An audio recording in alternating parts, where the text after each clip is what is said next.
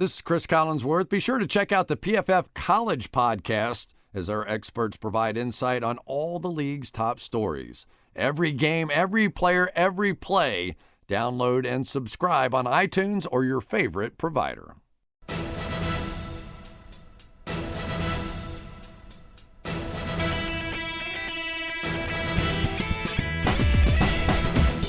Hello and welcome to the Pro Football Focus Preview Podcast. It is time for the playoffs. It is that time of the year we all wait for, where we can see games like the Oakland Raiders and Connor Cook playing against those vaunted Houston Texans. Sam Monson, Mike Renner alongside me as usual. Mike, how are you, buddy? I'm doing fantastic. Looking forward to this week's of games. I'm actually going to be at one, so I'm happy about that. Yeah, apparently you are. We are up at 6 in the morning doing this podcast just so you can enjoy the game. I hope you're okay with that. Well, I'm up at 9 in the morning. I am okay with that. Sam, how are you, buddy? Yeah, that seems fair. He's also going to what looks like the best game on this slate, which is rather upsetting. It's not even going to the Raiders or the Texans. That's the least he could do if he's going to go off to a game. You have to pay me to go to that one. Yeah, that's not really a playoff game. Can you imagine what the NFL must be thinking when they're looking at that going, well, here's our playoff game. Yeah, that really looks like the only great game on paper. But let's talk about all those games, Sam. Oakland at Houston, of course, the first game on Saturday. Break this one down for us. Well, obviously it's the tale of the two backup quarterbacks. They're not even the backup quarterbacks. It looks like the Texans are going to go back to Osweiler. But it's a tale of two quarterbacks. One, the Raiders have had this potentially fantastic season taken away from them because there's no way they are winning a Super Bowl with Matt McGloin or Connor Cook as their starting quarterback. It's just not happening. So you have to feel really, really sorry for Oakland because this team was looking really good. The offense was on fire. Derek Carr was having an MVP caliber season, and that's just gone in one freak accident, one freak injury, one play. So for them, at least you have to feel sorry. For the Texans, you've got almost the same story where they're not going to win because of the quarterback, but it's entirely their own fault this time. There was no, unfortunate accident that has caused them to have this problem quarterback. They threw a boatload of money at a quarterback in the offseason who it turns out is terrible. And it's so bad, in fact, that he's making DeAndre Nuke-Hopkins look entirely average. And this is a guy who looked fantastic with a sequence of terrible quarterbacks throwing him the ball last year, and guys like Brandon Weeden and Brian Hoyer, and just a ridiculous list of them. And he looks terrible with Brock Osweiler throwing him the ball. So it's a sad state of affairs where this game is going to be defined by which one of the terrible quarterbacks is less terrible in the game, and nobody wants to see that. In fairness, I will say the Houston Texans didn't really have many options at quarterback, and at least give them credit for while none of us like the signing and we thought they overpaid. At least give them credit for going out and trying. Is this team a Super Bowl team if Hoyer is their quarterback and J.J. Watt is healthy? It's in the playoffs without either of those two things, so it's edging in the right direction. Yeah, it's difficult to underestimate just how bad the quarterback play has been for them. You can definitely say, look, they took a shot and it missed, and that's fine. It's better probably than not taking any shot at all, which is what they've been doing for a while. But they took a shot to the tune of like $38 million. It's not like they just they hedged, like the Bills did with Tyrod Taylor or the Redskins did with Kirk Cousins, and they threw some money at him, but not enough to look absolutely ridiculous if it went wrong. And that's the situation they found themselves in. They benched the guy less than a year into his tenure, and they're on the hook for $38 million no matter what happens. Yeah, and obviously next year will be an issue. Mike, obviously the focus on this game is on the quarterback play. But what's going to decide this game if not the quarterback play? How can the Oakland Raiders win this game with Connor Cook in his very first start? Truthfully, the only way would be if they can run the ball on this Texans defense. They have one of the best run blocking offensive lines in the NFL. That left side is fantastic. Kalichi Osemele, Donald Penn, two of the best run blockers at their respective positions. But the thing is, Texans are basically can overplay the run as much as they want because there's really not too much of a worry of them getting, torched. The biggest thing for me is the fact that the Texans, they've been playing with this crappy quarterback situation all season long. Oakland's just now getting thrown into it, so we have no clue. They looked awful last week trying to cope with it. I don't think that they are a playoff caliber team with Connor Cook starting at quarterback all season long, while the Texans were still a playoff caliber team with Brock Osweiler starting all year long. So I think this Texans defense gets underrated a lot for a few different reasons. One being obviously no J.J. Watt, and he was basically the only household name on that team. Watt brings a lot of attention to himself with his play and also, through other means, and not a lot of guys get attention there. But they have A.J. Boye, Jonathan Joseph on the back end who were PFF either all-pros or honorable mention all-pros one of the past 2 seasons. So they have a fantastic secondary that not a lot of people have. And I just think this defense is good enough to stop, obviously, a one-dimensional offense in Oakland right now. Sam, on the other side of the ball, obviously Houston's had some issues in the secondary, and Mike alluded to that. We've seen teams in the past make runs with awful quarterback play. Most notably, my New York Jets when Mark Sanchez was under center as a rookie and as a second-year quarterback. They got to the AFC Championship game. Is there anything Houston can do to put kind of some sort of run together, or Oakland for that matter? Oakland have, like Mike said, they've got the ability to run the ball. This is a really powerful offensive line. Latavius Murray is a pretty good back. He can have success off that. They've got 2 very good wide receivers and some receiving weapons. Everything is in place from the fantastic offense they had when they had a legit quarterback there. So their quarterback doesn't have to be good. He just has to not be terrible. And the 2 that they've got potentially going to play snaps at some point in the playoffs, if it gets that far, Matt McGloin, I think, is the one that's, going to try and do it the game manager style, where just put the ball in the hands of the playmakers, try and avoid the big mistake, and you won't get anything big out of him, but he's going to try and not lose the game for you. Connor Cook, the book on him coming out is almost the opposite. He's more of a Ryan Fitzpatrick style of quarterback where he's going to put the ball in the air, whether it's advised or not. And sometimes it's going to work out really well because his receiver will go get the ball and make a big play. And sometimes it's going to look terrible because it was a bad situation to put the ball in. The receiver can't fix it and he's going to end up throwing picks. We referred to them as YOLO balls during the draft process. And Connor Cook throws more of them than pretty much anybody else out there, except for maybe Ryan Fitzpatrick. So that can go one of 2 ways. That can either work out fantastically if you get a run of those going in your direction, or it can completely send the thing crashing into a ditch because you just turn the ball over a few times in a sequence. So it's possible. They've got a lot of talent around those guys, but it's just completely down to how those quarterbacks play.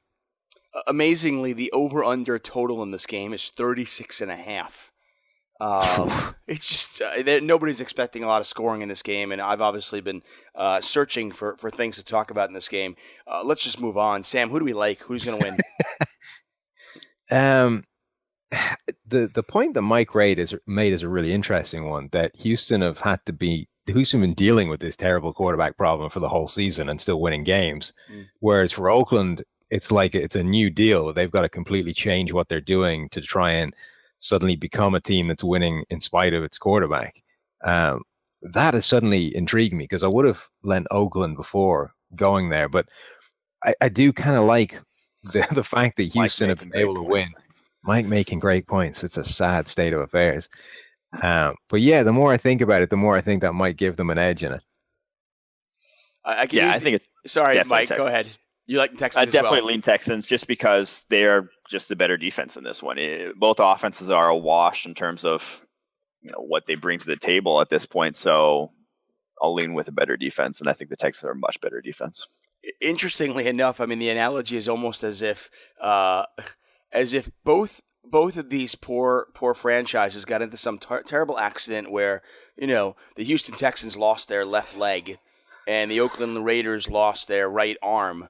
But unfortunately for the Texans, they lost their left leg about 4 months ago. So they're better positioned to adapt today. Yeah, they're like Oscar Pistorius versus Usain Bolt. They're further away. Flag. They're further along the rehab process. They've got themselves a little prosthetic made up. They're hobbling around. They're doing good. The guy with one arm is still sitting here figuring out how he's going to drink things. Right. And I love the analogy to Oscar Pistorius, who's now, poor Houston Texans. We are not calling your team a bunch of murderers. Okay, I apologize. Let's move on here. The Detroit Lions are traveling to Seattle. Mike, how does this game shape up? We're gonna just. I won't. I'll save Sam. I'll let Sam rail against the Lions again because I assume that's what he's gonna do. And I'll say this. I think Detroit has a chance in this one. Obviously, they're not favored. Obviously, the line's like 7. They're really not favored in this one. They're a big underdog. But I think Steven Terrell at free safety has really cost or can really cost the Seattle defense against a team like Detroit. Free safety is not a position that gets really involved in too many plays, but the plays that they do get involved in are the high variance plays, are probably the most important plays. They're the deep balls. They're the ones that you basically need to stop, or else you're going to give up a touchdown. You're going to give up a lot of points. So having Terrell back there versus Earl Thomas, I think we saw it in the Cardinals game, has cost them at times. He's missed plays where Thomas would have made, and just basically gives the cornerbacks more they have to cover more ground. The linebackers have to cover more ground. Basically, everyone has to cover more ground to make up for what they're missing at free safety. And against a team like Detroit, who has a number of weapons that they can go to offensively, I think that's important, and I think that's going to play an impact. I think Detroit can have some success offensively with Terrell back there. Yeah, the Terrell thing is interesting because he's actually lining up closer to the line of scrimmage on average than Earl Thomas was. Because that's one of the things that makes Earl Thomas, is his ability to line up actually really quite close to the line of scrimmage and still impact all of those deep lying free safety plays.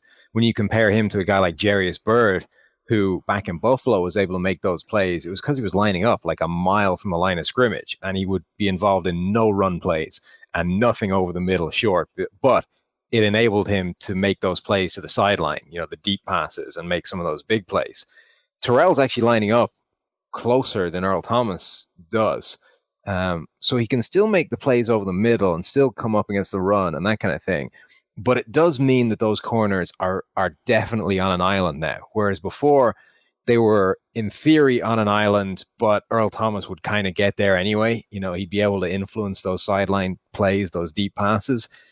That's not going to happen now. Terrell's not going to get there. So Richard Sherman and Deshaun Shedd, they are on their own on those deep passes. And obviously, I think Sherman, that's not really a problem. He can deal with that.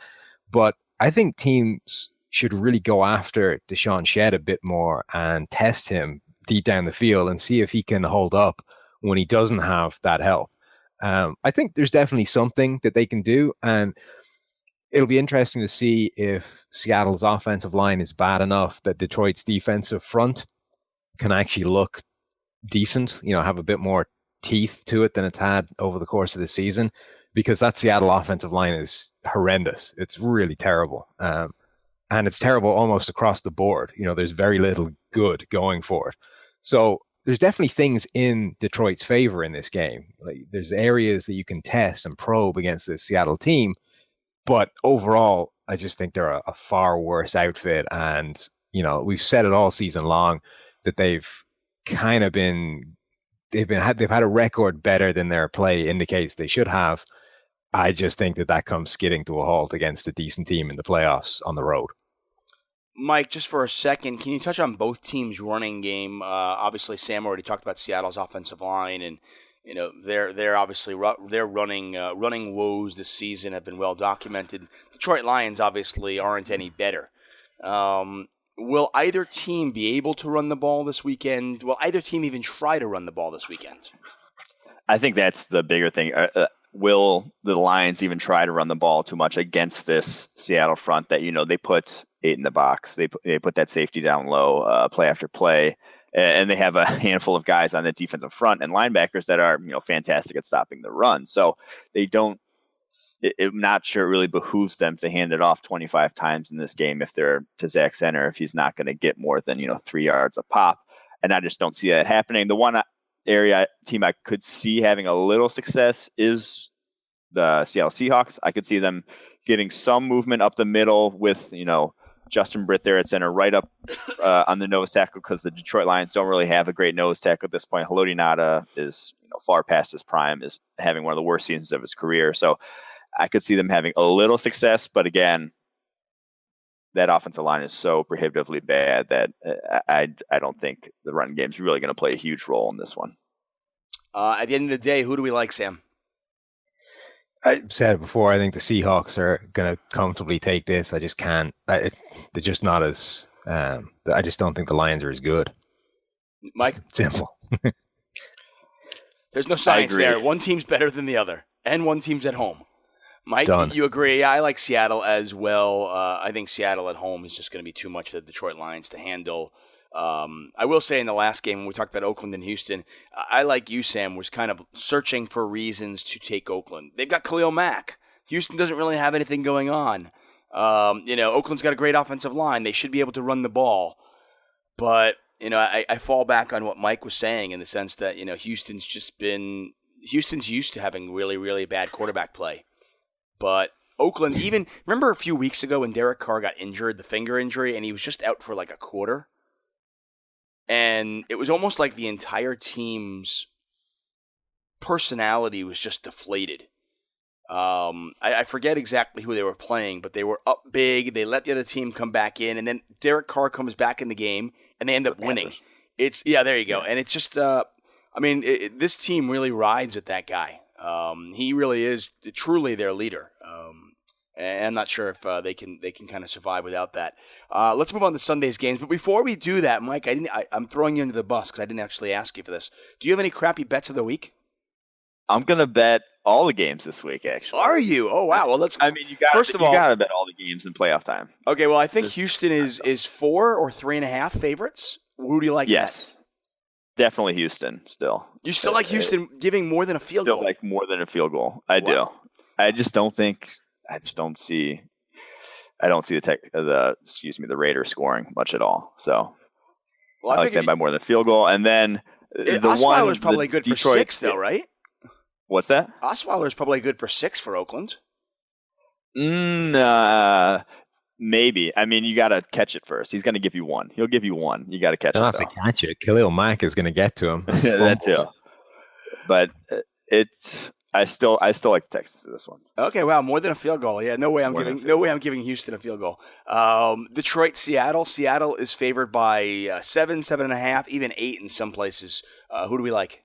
This one's going to come down to actually the injury report. If I see that Riley Reif and Travis Swanson aren't playing for Detroit, I'm definitely hitting Seattle in this one. If they're both playing, I'm more on the fence, and I think I'd lean towards Detroit. But if one of those two aren't playing along that Detroit offensive line, it could be a nightmare for Stafford. So okay, I'll hold up on the other two games as we go over those. Miami is traveling to Pittsburgh in what certainly looks like another lopsided game. We have a backup quarterback playing against a well-rested and healthy Pittsburgh Steeler team.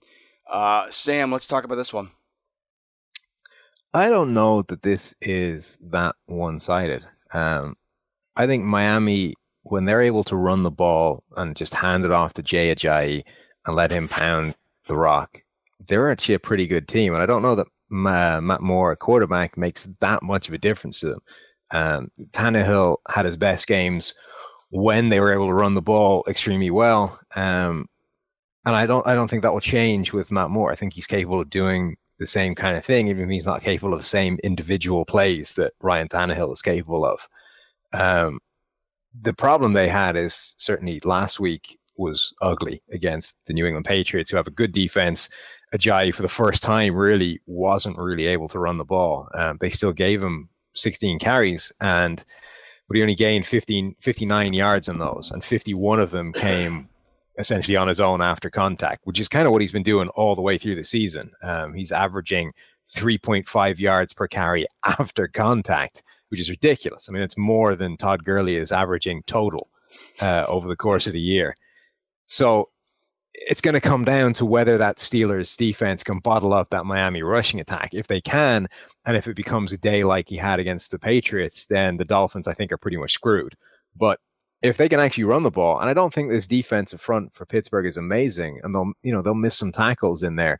If he can break off a few big runs and keep them on the field on offense, I think they've got a chance. I mean, keep in mind, by the way, a couple of quick little facts before Mike gives us his take. Jay Ajayi, of course, ran for 200 yards versus Pittsburgh the first time. That was Pittsburgh allowing back-to-back 200-yard rushers. Their defense is certainly better than it was back then. For Rams fans who want a little salt on their wound, keep in mind that Jay Ajayi was drafted in the same year as Todd Gurley. Just a little quick fact. Ravaging Gurley this week. Right, and then, of course, the Miami Dolphins, I mean, talk about a team that might be at least confident. This is a team that didn't just beat Pittsburgh. They manhandled them. I mean, they beat them by more than 2 touchdowns.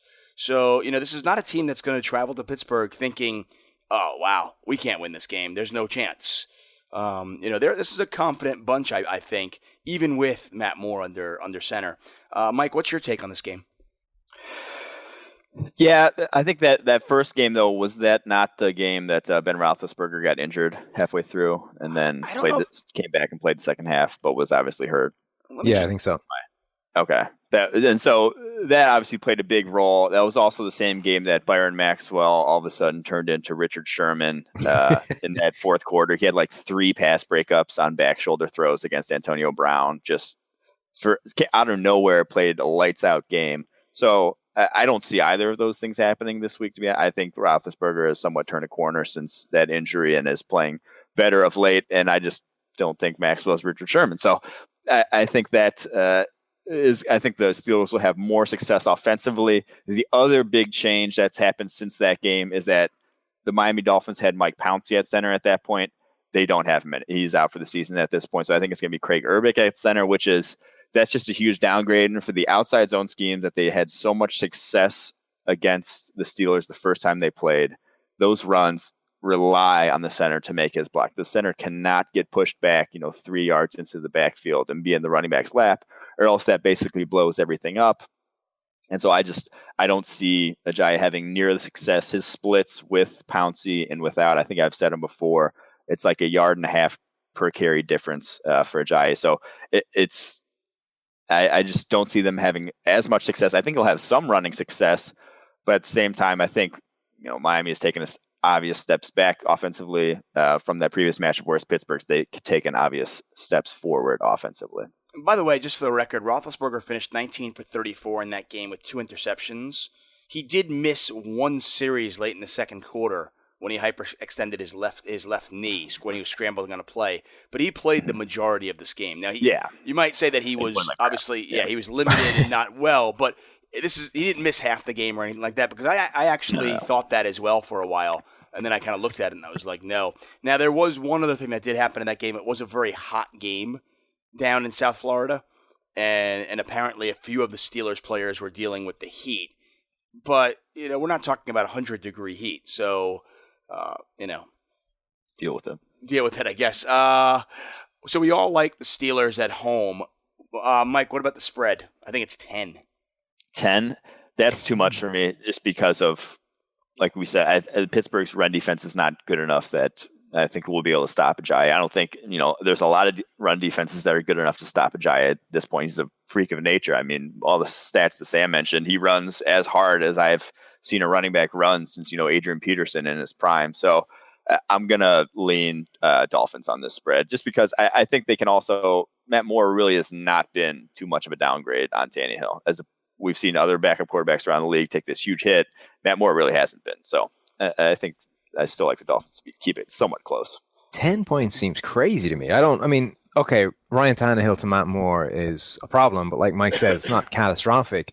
Where is the love from the Steelers coming from? Okay, we throw out week 17 because they rested everybody of significance. But the week before that, they kind of crawled past, the week before that, they only snuck past to sit the Bengals. The week before that, they only snuck past the Bills. They've won these games, but they haven't been convincing. And they've been against, competition that I think is worse than the Dolphins. Plus, like we said, they got waxed by Miami earlier in the season, albeit a game, like we said, where Roethlisberger wasn't himself. And there's a couple of other changes since then. Stephon Tuitt, I think, will be a big factor because he's been injured for a while, is coming back. What level he'll be at will be a kind of determining factor of how that run defense does. But like this, I think, is a close game. This is not a gimme by any stretch, and 10 points of a line seems nuts. The Steelers, by the way, lost 4 straight. The Dolphins game where they lost at the Dolphins was the start of that 4-game losing streak, and then they went on to win 7 straight. Now, among those 7 wins, though, 2 were versus the Browns. 1 was versus the Bengals, of course. 1 at the Bills. They beat the Giants, which was a nice win at home, 24-14. The rest of the wins, they beat the Ravens as well, 31-27. But, nothing overly convincingly at the end there. I do think, though, and this is something that to bear in mind, and some people kind of misunderstand, when it comes to gambling and lines. They think, Vegas thinks that this is going to be a 10-point game. No, Vegas doesn't care. Vegas is reacting to where the public will bet. When Vegas sets a line, their objective is to get half the money on each side. So oftentimes, if there is a team that is favored by the public more, the line will be inflated toward them simply because of that. If they know that the public prefers Pittsburgh, they may have to actually inflate the line 1.5 more points than it normally would be, simply to make sure that the money is even on both sides. Now, usually the sharps, the professional gamblers, professional sports bettors, will come in and correct that, quote unquote, correct that in the direction that it should be. But that's a lot of times when you see like a New England Patriots team who might be giving a point more than they probably should, or the Steelers who might be giving a point more. Because I think the public perception is that this Steelers team, with Antonio Brown and Le'Veon Bell and Ben Roethlisberger, because these guys are such big fantasy performers week in and week out, I believe that this team is probably perceived to be a little bit better than they are. Definitely agree. Wow. Well, let's move on. We all like the Steelers. Let's move on to what is your game of the week, Mike? You're going there, Green Bay. I'll be in the house. Are you dressing warm? I'm worried about you, my man. I will be. It's not going to be super cold. I think like high of 19 or something they said, but high of 19 still. It's not warm by any means, so I'll be fine. Right. You live in Cincinnati, so I mean that's you're coming from cold. Cincinnati's warm to where I've used to been, but yeah. Hey, it's been rainy and cold here in LA. It's like we're getting storms. What's cold? What's cold for you, Tuck? It's like 55 degrees. Oh no! Yeah, it's really, put on pants. Really, really cold. I don't know how I'm going to get through it. If you guys want to send me your parkers and your scarves, much appreciated. So break this game down for us here in Green Bay as the New York Giants travel. This one's interesting because there's just a ton of factors going on in this game. One, Rodgers has been on fire as of late. Two, he's going up against maybe the best defense in the NFL this year. And then the other one is that the Packers defense is completely bereft of any talent in the secondary. They, I think, swapped a former wide receiver. They have a wide receiver as like their 5th cornerback now. And they're going up against, though, an offense in the Giants that's been pretty awful in their own right, that Eli Manning's having probably the worst year of his career, but they have Odell Beckham. They have playmakers. And so there's a lot of things going on here. I'm tossing it to Sam. See what his thoughts. See what his thoughts on the key matchups are. Yeah, this is a really interesting one. That Giants defense has become so good. And obviously Green Bay's offense has turned the corner and been on fire with Aaron Rodgers being the old Aaron Rodgers that we're used to seeing.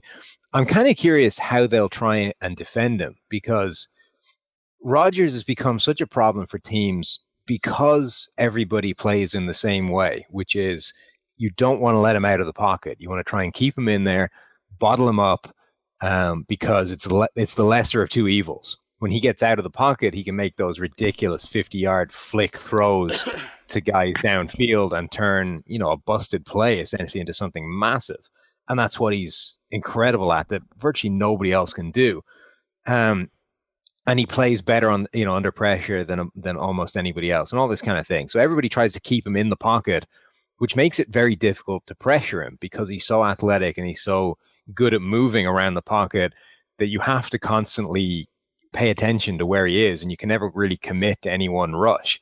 So he almost buys himself a bunch of extra time because of the way teams have to play him. But the Giants, I think, have the secondary where they can kind of go after it a bit more, and they can be more aggressive towards him and not worry about him doing crazy things out on the perimeter if he does break contain, because they've got a bunch of ball hawking cornerbacks. They've got a bunch of guys who can stay two receivers in man coverage. As much as I am not hugely wild about Eli Apple as a player overall, the thing that he's good at is staying on a man and not letting go of him. And sometimes it's to the detriment of finding the football and actually making a play on it. But it's perfect for this kind of situation because when that guy adjusts to go to Rodgers and help him out, Eli Apple will stay locked to him. I know last week, against the Eagles, we saw Dominique Rodgers-Cromartie, the week before against the Eagles and this week against Washington, Dominique Rodgers-Cromartie can make ridiculous plays on those adjusted passes. The quarterback thinks he's got a play, puts the ball in the air, and DRC makes up the ground, snags an interception. Rodgers is probably better at that than any other quarterback because the ball just gets there quicker. But the point, I think, is that the Giants are maybe uniquely qualified to be able to actually defend him and make life more difficult than anybody else. I will say this, though. I think he's going to have a ton of time. I don't think that pass rush for the Giants without Jason Pierre-Paul is going to stand any chance at getting home against Aaron Rodgers. Olivier Vernon, probably their only threat, is going up against the best pass blocking left tackle in the NFL this season, David Bakhtiari, highest graded pass blocking left tackle. He's been fantastic. So I really just don't see many areas where they're going to get pressure. And while Aaron Rodgers was struggling to make extended plays early in the season, over the past 6 games, his passer rating on throws that take longer than 2.6 seconds is up to like 125 or something like that. It's been utterly ridiculous. And the big thing for me is that Jordy Nelson has actually started beating man coverage more. He started separating a lot better than he was early in the season. I think he still was dealing with some rehab from that injury early in the season, and he looks back to full strength. I had tweeted out his stats earlier versus man coverage. He was caught 27 of 49 targets early in the season from weeks 1 through 11 for 270 yards, only a quarterback rating of 84.6 when targeted against man coverage. These past 6 games, he's caught 16 of 18 targets for 208 yards. That's a quarterback rating of 151.8. He's getting open actually now. So that has been huge for them. I'm not sure, as good as the Giants corners are, I'm still not sure you can cover Jordy Nelson just one-on-one. One thing I want to touch on, obviously the intriguing matchup is this red-hot Green Bay offense and Aaron Rodgers versus this New York Giants defense. That's the intriguing matchup. But I'm not convinced that's the matchup that's actually going to decide the game. I think where the game actually might be decided is this New York Giants offense, very inconsistent Eli Manning and New York Giants offense versus this Green Bay defense. Now, one thing I wanted to ask you, Sam, the Green Bay defense, obviously, much maligned. They let up 89 points back-to-back in the middle of the season. But since then, they've only allowed 13, 10. Then they allowed 27, 25, and 24. How have they shored up their defense with the injuries they've been dealing with? Is it just Band-Aids? Is it mirrors? What are they doing? Obviously, after letting up actually 120 points in a 3-game stretch versus the Colts, the Titans, and the Redskins, they've done much better the last 6 games during their win streak. Yeah, though a lot of that is down to some quarterbacks that they played. They played Carson Wentz in the middle of his mid-season funk. They then played the Texans. We've already covered that disaster. They played Seattle, who have a half-decent offense sometimes when the offensive line is able to hold up, and it wasn't able to hold up. Then they played Matt Barkley and the Bears. They played the Vikings, who can't stop anybody on their offensive line or run the ball. And then they played the Lions. And, okay, the Lions is probably the best of that whole bunch in terms of what they were able to do and in terms of the quality of the offense they ran up against. But I don't think this defense has been fantastic by any stretch. They've still got problems. It's just a case of they're not as big or they're not as magnified as they were earlier in the season. They've got guys like Demarius Randall back, who is their best corner, albeit not necessarily one that anyone needs to be scared of. It's a case of this team, I think, still has plenty of scope to target them. They're not going to get a huge amount of pressure on you. You're going to be able to pass the ball because those guys in the back end are not playing particularly well. There's nowhere that will concern an offense. The big problem is, can Eli Manning get it done? Because I don't think Eli Manning has actually been that inconsistent this year. I think he's just been consistently bad. Yeah. You've got the occasional good game from him, but everything else is horrible. And it's really going to come down to, can he, because his receivers are good. They're going to be able to get open against this Green Bay team. Can he hit the guys? When he hasn't been pressured this year, he's got a terrible PFF grade. When he has been pressured, he's like a train wreck. He might as well not even bother. But when everything is going well this year, he hasn't been able to do particularly well. So it's really going to come down to whether Eli Manning can just take what's there in front of him. Mike, anything to add on that? I will say I do agree with you, Tuck. I do think this is the matchup that decides the game. The Giants' offense, will they have success against, obviously, a depleted Packers defense? The thing that I will be looking for is the Giants' running game. The Packers, last time they played, basically sat in two deep safeties. Their safeties were not involved in the running game because they basically sat in two deep safeties to try to protect against Odell Beckham, Sterling Shepard, Victor Cruz, to try to not limit those big plays down the field. When you don't have safety to help in run support, though, it leaves you one short, and teams can have success running the ball against you. The addition of Paul Perkins coming on of late for the Giants, if the Giants can keep making them pay for sitting in two deep safeties, get 4 or 5 yards a pop on the ground, they can get some consistency offensively that they really haven't had all year because it's been on Eli to make plays. And well, we've seen what Eli's done in those situations. So if that, to me, is probably what's going to decide the Giants' offense success. Can they run the ball consistently? Is Paul Perkins, can they run the ball consistently enough to make the Packers pay for sitting in two deep safeties? And that remains to be seen, obviously. Do any of us like the New York Giants this weekend, Sam? I really don't know what to make of this game. I'm completely on the fence. I think they have the ability to really make life difficult for Aaron Rodgers in a way that other teams can't. And I think they have some matchups in their favor on offense. But the last time they played, Eli Manning had a PFF grade of 35.1. That's not so good. On a 0 to 100 scale, that's not where you want to be. This was maybe his worst game in the season. It was certainly one of the worst two that he had. And I don't think there's no real reason that it should have happened. Green Bay are not that scary on defense, and Eli Manning just imploded the way Eli Manning tends to implode. So it's really I think it's going to be entirely decided on what kind of game he has. And at the moment, I guess by that logic, I can't go with the Giants because nothing suggests he's going to have a good one. Mike? I agree. I'm going to roll with the Packers. I just think their offense, they did it against the Vikings. They did it against Seattle, and the Giants probably better than both those teams, but the Packers are just rolling it at this point offensively. Yeah, I like the Packers as well. By the way, this line opened up at 7. The Sharps quickly bet it down to 5. It's now at about 4.5. So which side do you like on a betting side, Mike? I'd still probably roll with the Giants even at 4.5, 5. That just seems higher than I'd like to go. So you think it's going to be a field goal game?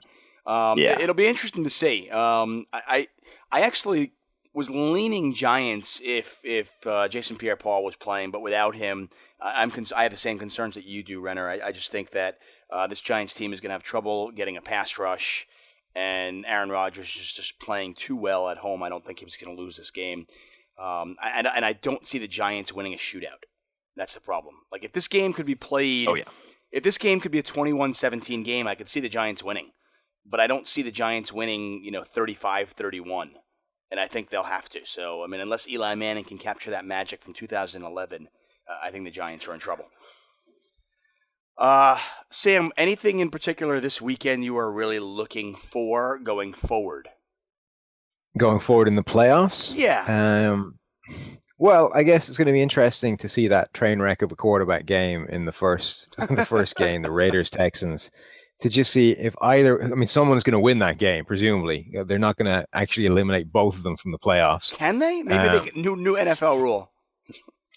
Mercy rule. It might be the best thing for everybody all around. But at some point, one of those teams is going to have to play somebody else. And if they want to do anything other than just be a sacrificial lamb, they have to figure out how to play without a quarterback. So that's worth watching, I guess, and probably the only reason to watch that game. Whether Detroit can prove us wrong again, actually do something against Seattle. And yeah, the game of the week, though, is the fascinating one. It's the one we just talked about, the Giants and the Packers. Those teams look like the class of the NFC in the wild card round so far. And those are teams I think that could scare the team sitting on byes at the moment. Yeah, Mike, same question to you as well. I mean, is there something, obviously you're going to be at one of the games, so we'll focus on that game. Is there something you're going to be watching? Because I'm intrigued to see, can this Green Bay team go on a run? Yeah, I want to see their defense, basically. They are missing so many pieces, but at the same time, their front seven is still pretty darn good. Their defensive line can still get after, any quarterback in the NFL. And, will they be able to stop the run with just that front seven? Because they could end up going to Dallas next week, and they'll need to stop the run if they're going to have a chance in that one. So can they stop the run with their two deep safeties? And basically, can that defense hold up with all the injuries? Because that'll be the big thing going forward. Then obviously, other side of the ball, can Eli Manning not lose you a game? Can he actually win you a game for once, which he hasn't done all year? So. Hey, can you watch football these days without being an analyst? I mean, will you go to the game, have a beer, have a hot dog, and just chill and just enjoy the game as a fan? Or will you be, an analyst basically still? Oh, I'll have a few beers for sure, but I'll probably be the know-it-all guy saying, what just happened on that last play and whatnot. Everyone hates me at the games. Sam, can you watch a game without as a fan these days or no? Yeah, but I find myself annoyingly doing little bits of analysis as we're going. So mentally checking that there was play action on that play and whether there was a stunt or that kind of thing, which does get really irritating because it's just a habit. Yeah, I can imagine. See, that's the brilliance of being completely ignorant like me, is you just sit back and enjoy your beer and just go, this is fun. Your ignorance is definitely your brilliance, David. Don't worry. Hey, I've been told that many, many times. Hey, that's going to do it for us, guys. Next week is certainly going to be an interesting week. If Miami loses as expected to the Pittsburgh Steelers, the New England Patriots essentially have a bye next week, as they will be either playing the Houston Texans or this Oakland Raiders team. So, the New England Patriots, everything lining up for them. I am very intrigued next week, though, to see KC. This is a team that I think is quite dangerous. And I'm curious to see how they play in these playoffs. Very dangerous. I mean, this was a team that wasn't a million miles away last year, and they're better this year. So they can win the Super Bowl. Anyway, that will do it for us. As usual, guys, we ask you to do us a favor. If you like the podcast, even if you don't like the podcast, head over to iTunes, write us a review. It does help. If you want to tweet us, you can. You can tweet us at PFF_Mike, at PFF_Sam, and of course, I am at Tuck on Sports. Enjoy the playoffs. Enjoy Green Bay. Enjoy the cold. Goodbye.